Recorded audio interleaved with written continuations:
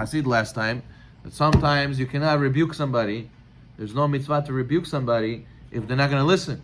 And a lot of times, if you say something and the guy's not going to listen to you, so you're doing worse. It's going to make him farther from Hashem. He's going to make your enemy against you, and so therefore better not to say anything. And the Gemara says it's a mitzvah, like it's a mitzvah to say something when he's going to listen. There's a mitzvah not to say anything when he's not going to listen, right? אוקיי, ראה, פשוט הוא שראוי לכל אדם להיות מקדים ורץ לדבר מצווה, להשתדל להיות מהעוסקים בה, אך לפעמים יכול להיוולד מזה מריבה, שיותר תתבזה מצווה יתחלל בה השם שמיים ממה שיתכבד. וכיוצא בזה, ודאי שחייב החסיד להניח את המצווה, לא לרדוף אחריה. And sometimes it's a person should run to do a mitzvah. It's very, very special to go and be from the first people to do the mitzvah. But sometimes it's going to cause a fight, right? And if it's going to cause a fight, so then it's better to leave the mitzvah alone. For example, right? Somebody has a yard site. He wants to buy aliyah for the yard site. But he has another person who also wants to buy it. You know? So the guy could say, I want to do a mitzvah.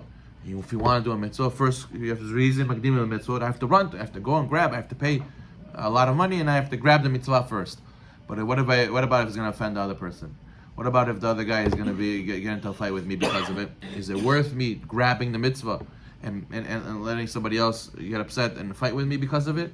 No, so the better to let it go. Better let him have the mitzvah. But you love mitzvah, but you love Hashem. Why would you let a mitzvah go? Because the fight's going to come out of it. Why would I want to cause a fight between me and another Jew? So a chassid, he has to always balance himself. He always has to look at every possible outcome and judge if it's the right thing to do or not. You can't just go blindly and say, I love mitzvah, I don't care about anybody, I'm just going to grab the mitzvah. You have to think and see if it's going to... The guy could go... We have this example many times, right? A guy could park the car outside. Park the car, double park, or block the driveway, block someone's driveway. At the end of the day, I have to pray mincha, I have to go hear Megillah. It's a mitzvah's a mitzvah, I have to get it. But what about the other person suffering? You're blocking his driveway, he's going to be honking, he can't come out of his... Or he can't park in his house. Mitzvahs come first. What do you mean? You're going to cause a fight. You have to let this mitzvah go. Maybe go to Micha a different time. Maybe walk to Shul. Maybe you go to Mir Megillah a different time. And don't block someone's driveway. Go find a regular parking, even if it takes another 10 minutes. Why? Because you can't just grab any mitzvah you see. You have to think and be in advance and balance it out. See if the judgment makes sense to go and do this mitzvah now. Another situation comes. People, they're running to mincha or walking to mincha, and they bump people. Right? There's an order. You have to give honor, hold the door open for people. You have to let the older people go first. You know, some people, they just push through everybody, walk through, and just, I have to go to mincha, I don't care who's in my way. They don't say, excuse me. They don't hold the door open for anybody. They don't think about anybody else, just themselves. So over there also, a person has to know that you have to factor these things in. You can't just do whatever you want and cause fights with other people. The Gemara says that there was a story like this in the temple. The Gemara says, he says, how they used to give out there were certain mitzvot in the temple. They would give out whoever first come, first serve. Whoever came first, you get the mitzvah. What happened? They raced. Kohanim raced up the ramp. The ramp is very tall. Two Kohanim raced up the ramp, and one guy fell. He fell off the ramp because they were pushing and shoving. One guy fell off the ramp and broke his leg. And what happened? From then on, they made a lottery system of who's going to get they did goral. To who's going to get the kibudim in the temple. Why? Because look, even for a mitzvah, somebody could get hurt, and that's wrong, says the Mesad Hashem. It's wrong, and the rabbis changed the rule because of that.